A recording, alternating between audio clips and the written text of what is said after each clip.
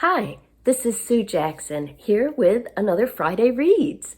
My blog is the Book by Book blog, and I'll include links down below. You can find reviews of all of my books there. And this week I am fully immersed in the RIP Challenge for fall. That stands for Readers Imbibing Peril, and it's one of my favorite challenges every year. The idea is just to read darker things for fall.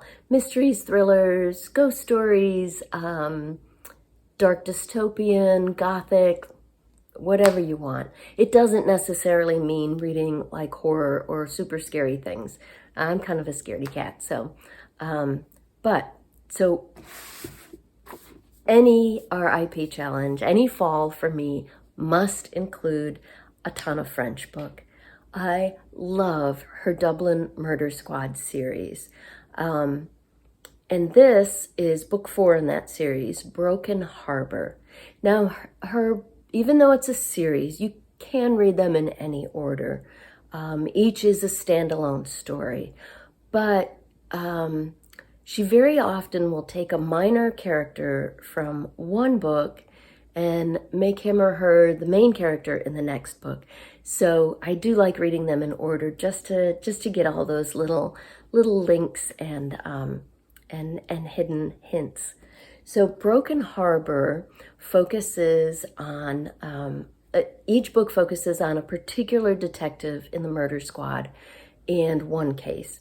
And in this case, the detective is Mick Kennedy, who has the nickname Scorcher.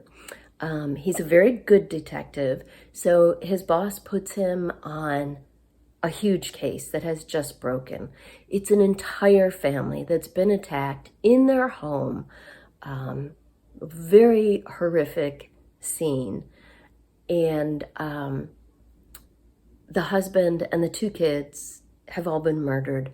The wife is taken to the ICU, but she's in terrible condition. So that's the setup.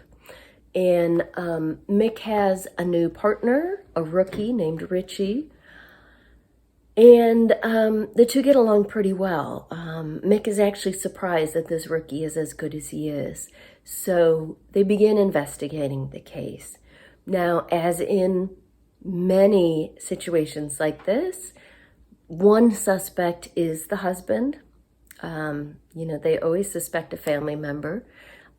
There's another suspect that comes up in the course of investigating the case. I don't want to tell you too many details because that would ruin it. I am almost finished with this now. You can see my bookmark there. And, I was about halfway through. My husband's already read this. He usually reads all the thrillers before I do.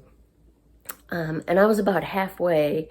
We were on vacation last week, and I said to him, I'm only about halfway, but it feels like everything's been wrapped up. And he just smiled and said, just wait. And he was right, of course.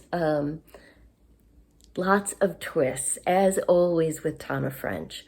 So just when you think everything is wrapped up and all the questions have been answered, there comes another twist. And then another one, and then another one. So, even last night I was thinking, well, it's clear what happened, and I was wrong. So I'm almost finished with this, maybe even finish it today. But I highly recommend, if you like mysteries or thrillers, Tana French's Dublin Murder Squad series is outstanding. They're not just good, suspenseful, gripping thrillers. They are also very well written with really well-developed characters. So if that sounds good to you, definitely check out Tana French's Dublin Murder Squad series. And I am enjoying Broken Harbor right now. I am also well into the RIP challenge on audio. So much of this month, I've been listening to Apples Never Fall by Leanne Moriarty. I'm sorry, I think her name is pronounced Leanne. Now, she's a very, very popular author. I've only read one of her books before, Truly, Madly Guilty. I think that's the way it goes. And I really enjoyed it. I read it for Big Book Summer last year. So Apples Never Fall is her latest. It was just released a week or two ago. And this time, the novel focuses on one particular family. It is set in Australia, as all of her novels are. And this family has 4 adult children. And the mother, who's in her 60s, suddenly goes missing. So the mother and father, and really the whole family, ran a tennis school for decades. That was their career. And the kids were all tennis players, were all involved in it. The mother and father have recently retired, and they're struggling a bit with retirement and empty nest. And then a stranger comes into their lives. A woman in distress comes to their door, and they welcome her in. So then the narrative moves back and forth between the past, like the past year, with the parents and kind of sketching out what each of the adult children is like, and this stranger that showed up at their house. And the other side of the narrative is in the present, when the police are investigating the mother's disappearance. Her name is Joy.